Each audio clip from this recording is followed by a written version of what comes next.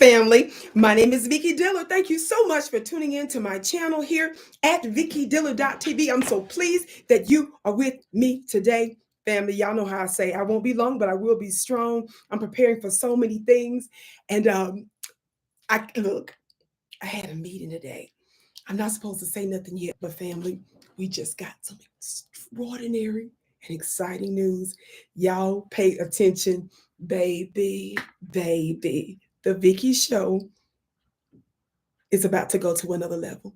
The thing that I love about me being who I am, notwithstanding that I've been rejected by White House officials, mistreated, attacked by celebrities, politicians, and you would wonder why in the world they worry about little Vicki Dillard who uses a little old laptop to reach people using alternative media. When you are consistent with who you are, beloved, the divine will open up a whole nother door. Talk black to me, somebody. So stay tuned for that in a couple of months, baby.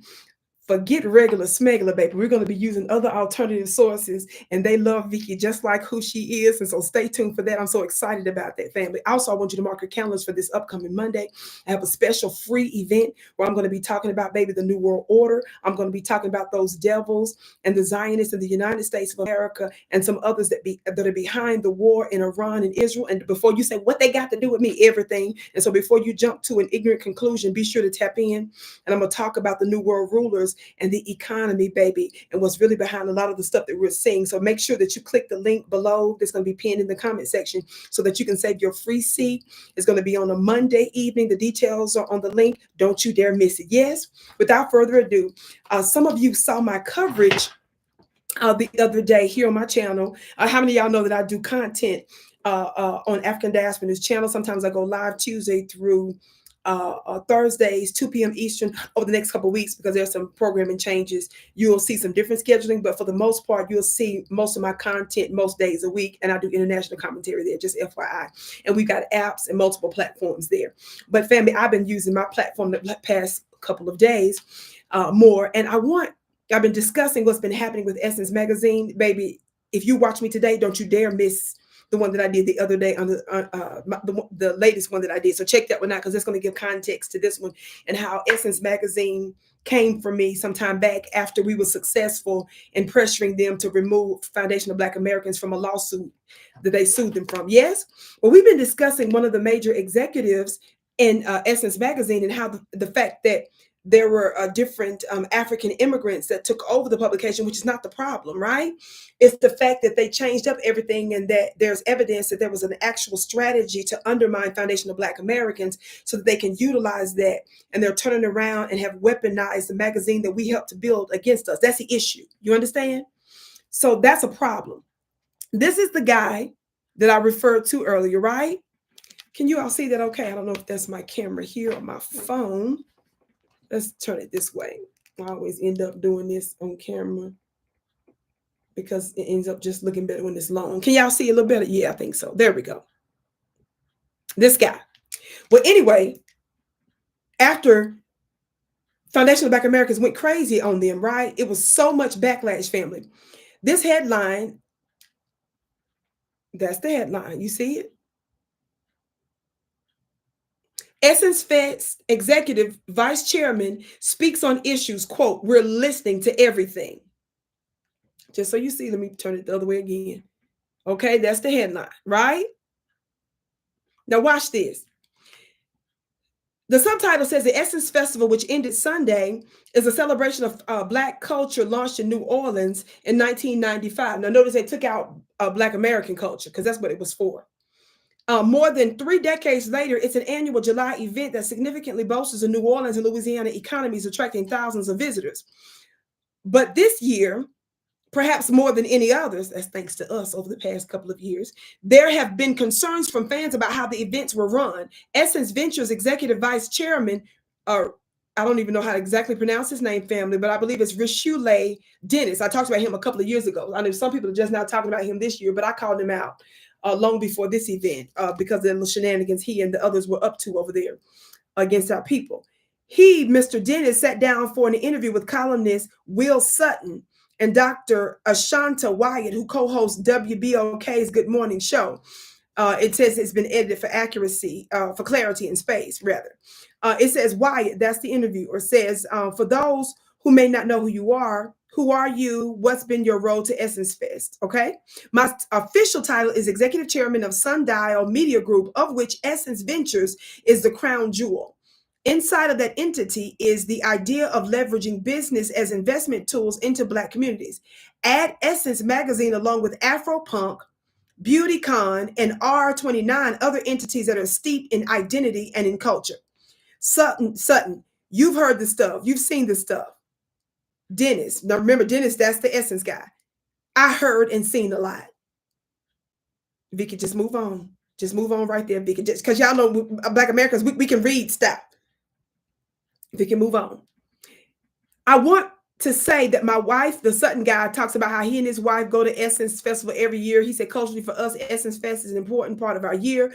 I saw a number of things that are better and have improved over the course of the last few years, including the ability to walk without kind of bumping into people, blah, blah, blah. Dennis, the Essence guy, said it's very intentional. I'm going to skip because some of this is just ridiculously silly. Sutton, some of the things that people have concerns about are the super lounges. Have you heard that? Do you understand where people are coming from? Now, first of all, super lounges are an issue, but family, that wasn't the first issue. The issue was you anti-Black American. That was the issue, the energy of that. But Vicki, move on. So they talk about the lounges first. And of course, the lounges are important to that thing, but that wasn't the first thing. Dennis, I've heard all of that. And every year I hear a lot of what our communities are going through because of what Essence is about, what the expectations are, what the mood of the community is. As local as Essence Festival is, it's really also national. I think some of that drives tension as well because, hey, there's not enough focus on local. There's too much focus on national. We use that to fuel our growth as a way to understand what it is that's expected of us. Sometimes the expectations are reasonable. And sometimes they're unreasonable. When they're reasonable, or even if they're unreasonable, we take all of that into account. Our team does an excellent job of social listening. So we're listening to everything that's being said every day, not just when we come here. Across the board, we take that information and we say, okay, what are the things that we can change and what are the things that we should not change? I don't know how many people are out there know this, but Essence is, if not the largest of the very largest festivals in this country. That festival is run by 98% Black people. 2 years ago, it was very crowded. It was very unsafe. We got it. We always taking pride in the fact that when Essence comes to New Orleans actually gets safer. So you saw we took on more space. We expanded the aisles. We brought in more security. We saw stencils everywhere. Line queues had people moving the directions of the line, moving them faster. Even with that, we were so jammed during the weekend that even with that, we still had some problems in some places. There was some confusion as to where to go to get in. State and local support. Now, did you all see how he is totally tone deaf there by saying he hears this kind of stuff every year? And then he said, sometimes what y'all say is reasonable, sometimes it's unreasonable. He said, yeah, I know it's a local stuff, but then it's also national. You see how he's doing? The energy is off with his arrogant self. Sutton, one of the things that's been circulating, and not just this year, but I think more so this year, is whether Essence is committed to New Orleans. With any large entity, festival, otherwise, there are state-sponsored and city-sponsored subsidiaries or subsidies, to help bring this wonderful event here and make all that happen. How do you feel about our support? Now, first of all, you can tell he sounded like he probably had all this conversation before they did this interview. But anyway, if you can keep going. Dennis, so let's start by defining support. Support is an action. The city and the state have been very active supporting Essence. We had very good relationships with both the city and the state. We believe strongly that the government officials fight hard to get us what they can. Ultimately, though, the festival is a very expensive entity to put on. We come here every year, unlike the Super Bowl. One of the things that really had me take a double take. That's an error on their part. One of the things that had me do a double take when Super Bowl was here. The NFL is a 60+ billion. The NFL is a 60+ billionaires running a very big business with tons of advertising dollars that shows up here once every 10 years. We come here every year. We invest everything we have in the city every year. Some years it gets great, some years it doesn't, but that doesn't waiver our commitment. And we haven't seen a waiver from the city or state. But do we need more money and support from the city and the state to keep the services that we provide free? We need the city and the state funding to keep pace with the increase in costs. Sutton, is the city financially doing more or less in your time here? And what kind of amount are we talking about? And y'all listen, is the state doing more or less? And is it enough? Dennis, so I'll start with the last question. Is it enough? No, they're making efforts to make things better. Yes. So to very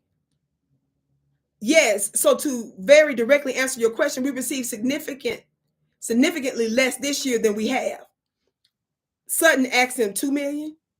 Dennis, a little more than that, but that's collectively. That's not just the state, that's the overall. Not only was it less this year from the state, but because of the DEI pullbacks, our sponsorships were significantly lower. But that did not deter us from the investments that we need to make sure our community got what they deserve. What we will not do is put on an inferior product.